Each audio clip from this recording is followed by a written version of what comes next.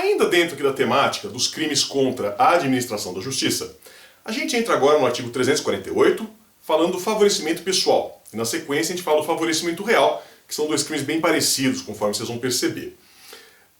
O que é favorecimento pessoal? O próprio nome já nos ajuda.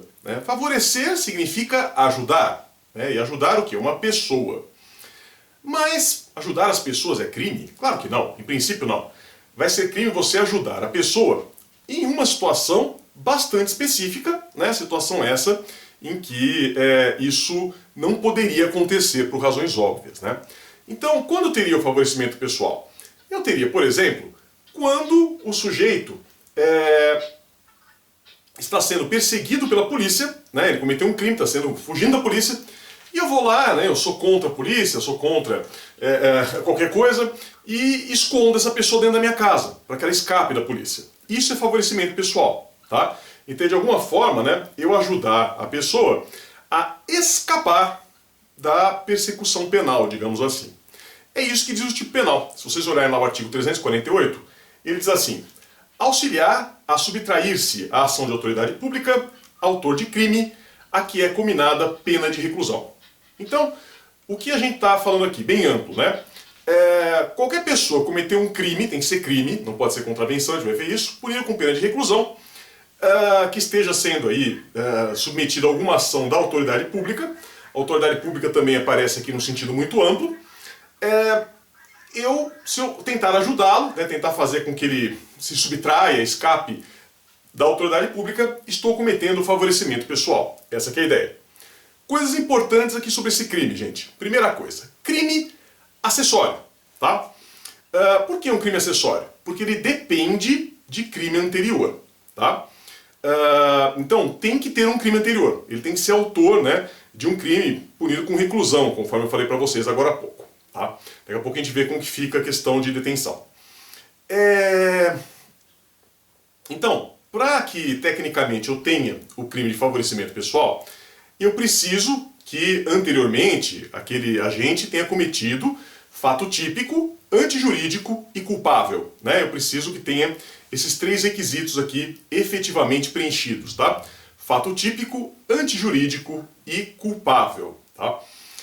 Faltou qualquer coisa, tem uma excludente, não é crime, tá? Então, portanto, não tem favorecimento pessoal, tá? Então, se eu ajudo alguém a fugir, alguém que está lá em legítima defesa, não estou cometendo favorecimento pessoal, porque a legítima defesa é uma excludente de ilicitude, conforme vocês já sabem, tá? Nós temos aqui uma discussão no seguinte sentido: a maioria dos autores vai falar que também não tem favorecimento pessoal se tiver alguma escusa absolutória ou se tiver ocorrido a extinção da punibilidade do crime anterior, tá? Então, nós já estudamos, vocês sabem que tem uma longa lista de causas de extinção da punibilidade, a morte, a prescrição, decadência, perempção, anistia, indulto, graça, enfim. Então, por exemplo, se o crime anterior passou pela extinção da punibilidade por alguma dessas razões, então a maior parte dos autores vai dizer que não tem favorecimento pessoal se eu ajudo a pessoa a escapar, tá? Porque o crime anterior não é punível. Mesma coisa se houver uma escusa absolutória. Cuidado, porque o professor Luiz Regis Prado entende que não. Tá? Ele entende que nesses casos também haveria o favorecimento pessoal. Posicionamento minoritário, mas é sempre interessante que vocês conheçam aí todas as correntes. Tá? Não faz diferença nenhuma qual que é a ação penal do crime anterior. Tá? Então, tanto faz. Esse crime anterior pode ser de ação penal pública, privada, condicionada, incondicionada. Não muda nada aqui no que diz respeito à configuração do crime de favorecimento pessoal, tá? Muito importante, sujeito ativo. Em princípio, qualquer pessoa. Obviamente, qualquer um de nós pode ajudar alguém a fugir da polícia, por exemplo. Mas tem aqui uma ressalva importante. Cuidado. Não comete favorecimento pessoal o coautor ou o partícipe do crime anterior. Então vocês imaginam uma cena como aquelas lá, irmãos metralha, que eles estão lá juntos cometendo crimes. E aí um irmão ajuda o outro a escapar da polícia. E todos eles cometeram crime juntos. Aí não tem favorecimento pessoal, tá? Porque já está mais ou menos no pacote, é um exaurimento do crime anterior você ter esse favorecimento pessoal. Então os irmãos metralha lá roubaram a caixa forte do tio Patinhas, é natural que um vai ajudar o outro a escapar da polícia, e isso não é favorecimento pessoal, muito embora todos eles possam ser punidos aqui por roubo, nesse meu exemplo. Tá? Muito bem. Outra coisa muito importante, cuidado, né? Isso aí é fundamental para exame da OAB, não só prova de penal, mas também para prova de ética profissional. Advogado. Infelizmente, é relativamente comum você ter aí advogados, né, que ficam ajudando os seus clientes, né, a escapar da polícia. Isso não pode, é crime, tá? O advogado não tem absolutamente nenhum tipo de imunidade no que diz respeito a isso. Não existe imunidade aqui, né? Ele comete crime, ponto, acabou, né? Não tem muita conversa, né? Então, cuidado, né? Imunidade para advogado, você vai ter alguns casos lá de crimes contra a honra, né? Que isso até lá está no Estatuto da Advocacia, mas não existe aqui no que diz respeito a favorecimento pessoal. Favorecimento pessoal, sempre você vai ter o crime. A pessoa ser advogado não faz diferença nenhuma, né? O advogado, é claro que ele não vai entregar o seu cliente, não vai prejudicar o seu cliente, né? Ele não deve fazer isso, mas ele não deve ajudar o cliente a fazer coisa errada, né? Então, se o advogado emprestar lá uma casa dele, né, para o cliente se esconder, ele pode estar cometendo favorecimento pessoal. Cuidado com isso, né? No mais, gente, esse crime é muito amplo, ele pode se configurar, né, quando o sujeito faz qualquer coisa que dificulte aí a captura, a localização ou a prisão de quem está sendo perseguido. Qualquer uma dessas coisas configura aqui o favorecimento pessoal. O que é importante só é que esse crime não é omissivo. Então ele não tem modalidade omissiva, ele sempre vai ser comissivo, ele pressupõe uma ação. Eu tenho que efetivamente fazer alguma coisa.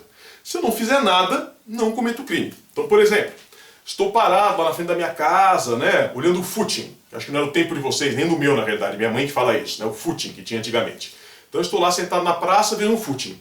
E aí, de repente, né, tem um ladrão fugindo e a polícia, pega ladrão, pega ladrão! E eu, não querendo me envolver, não faço nada. Cometi crime? Nenhum, tá? Eu cometo crime se eu ajudar, se eu tiver alguma conduta positiva, né, para ajudar aquele ladrão a fugir. Simplesmente por eu não fazer nada, não cometo crime nenhum. Cuidado. Consumação. Ela se dá no momento em que a pessoa consegue escapar, né? Que ela consegue se subtrair, e ainda por pouco tempo, tá? Então não precisa ser uma coisa definitiva, né? Para o teu crime aqui, não precisa ter uma situação em que a pessoa escapou para sempre, né? Ficou livre, nunca mais será perseguida. Não, né? Se isso acontecer, você tem o crime consumado.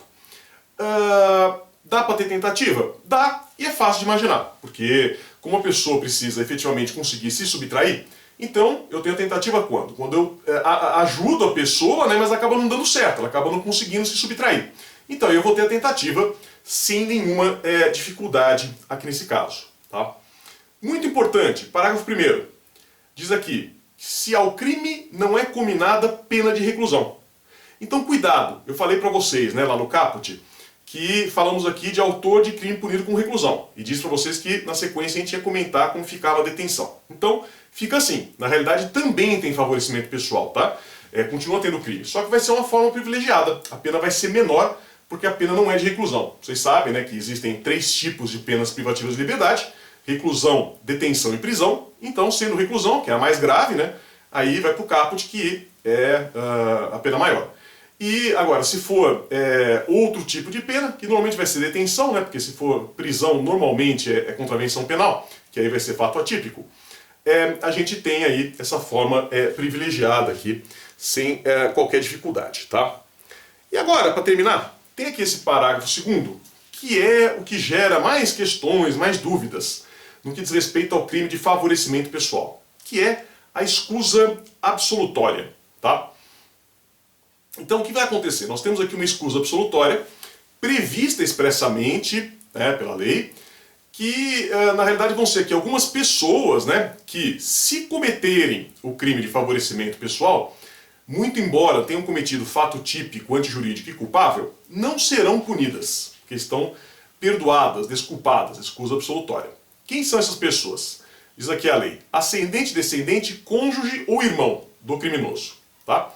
Então pode ser o pai e a mãe, no caso ascendente, né? Descendente, filho, neto, né? Mesmo ascendente pode ser avô, avó, bisavó, né?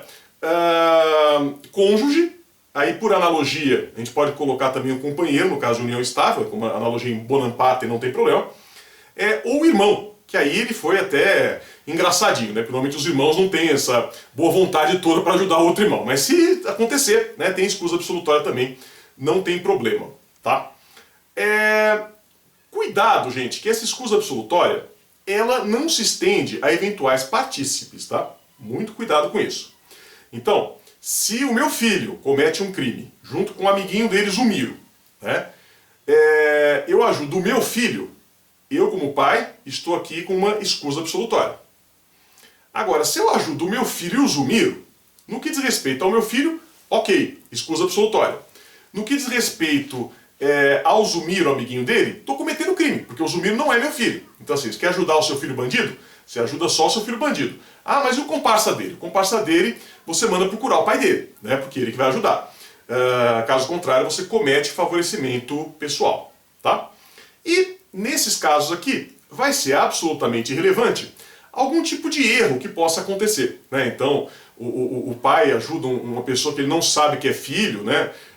Já diziam os romanos, né, que a mãe é certa, mas o pai é incerto.